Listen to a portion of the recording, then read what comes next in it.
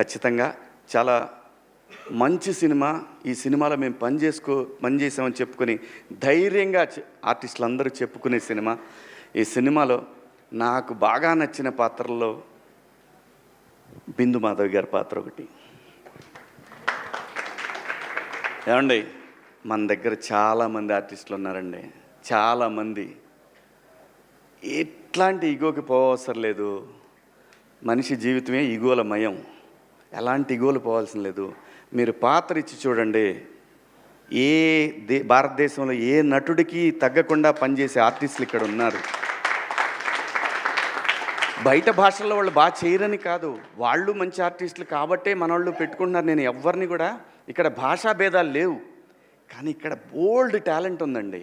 చాలా కుప్పలు తెప్పలు టాలెంట్ ఉంది. నందు కానివ్వండి, మా తమ్ముడు చింపి చాట చేశాడు సినిమాని.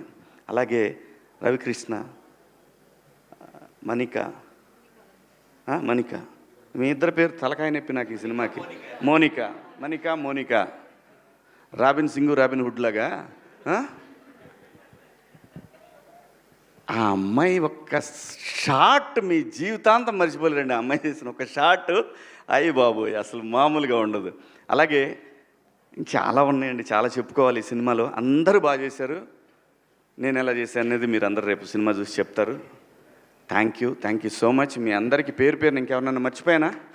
ఎవరిని మర్చిపోలేదు. ఆ అమ్మాయి ఇంకా సింగర్గా మిగలదు, యాక్టరే, ఖచ్చితంగా యాక్టరే. ప్రతి ఒక్క ఈ సినిమాలో ఒక్క పాత్ర కూడా వేస్ట్ పాత్ర అనేది ఉండదు. అంటే గ్రూపులో ఏదో పెట్టారులే ఫ్రెండ్స్ ఉండాలి కాబట్టి ఫ్రెండ్స్ పెట్టాను. సత్యన్న ఇంకో క్యారెక్టర్ ఉంటుంది, టీ మ్యాన్. ప్రతి ఒక్క పాత్ర. ఇప్పుడు ఎందుకులే అమ్మా ఇవన్నీ. అందరూ బాగా చేశారు. గట్టిగా దండోరా వినపడుతుంది. దేశమంతా, రాష్ట్రం అంతా, ప్రపంచం అంతా వినపడుతుంది. Thank you so much. ఈ సినిమాలో అవకాశం ఇచ్చిన బెన్నీ గారికి, అలాగే డైరెక్టర్ గారికి, ప్రతి ఒక్కళ్ళకి. అన్నిటికన్నా ముఖ్యంగా ఈరోజు ఈ స్టేజ్కి ఒక గ్లామర్ తీసుకొచ్చిన నా సోల్ తమ్ముడు అనిల్, థ్యాంక్ యూ. అబ్బాయి అని పిలుచుకుంటా నేను. మా పిల్లల్ని కూడా అబ్బాయి అని ఎరా అని పిలుచుకుంటా, కానీ అబ్బాయి అని పిలుచుకుంటా నేను. సో తను రావటం నిజంగా చాలా చాలా చాలా కళొచ్చింది స్టేజ్కి. Thank you so much Anil. Thank you. Love you. Kasarla Shyam గారు, వామ్మా ఇతను మళ్ళీ నేషనల్ అవార్డు కొడతాడు గ్యారంటీ, డౌటే లేదు. ఏం డౌట్ లేదయ్యా. 200% దీనికి నేషనల్ అవార్డు రాకపోతే ప్రజలు తిట్టుకుంటారు. అది వాళ్ళకే వదిలేస్తున్నా. Thank you so much. Thank you అండి. Love you all. ఈ అమ్మాయి గురించి కూడా చెప్పాలిగా, మళ్ళీ లాస్ట్లో లేనిపోయింది.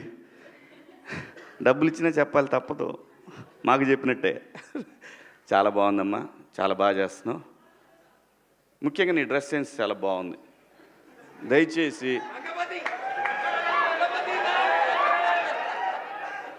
ఇంకో విషయం చెబుతున్నా, అమ్మాయిలు హీరోయిన్లు ఏ బట్టలు పెడితే వేసుకొని పోతే మనమే దరిద్రం అనుభవించాల్సి వస్తమ్మా. ఏమనుకోవద్దు, హీరోయిన్లు అందరూ మీరు అనుకున్నా నాకు పోయేది లేదు, లాగి పీకుతాం మనం, అది వేరే విషయం. కానీ మీ అందం చీరలోనో, మీ అందం నిండుగా కప్పుకునే బట్టల్లోనే ఉంటుంది తప్పితే సామాను కనపడే దాంట్లో ఏముండదమ్మా.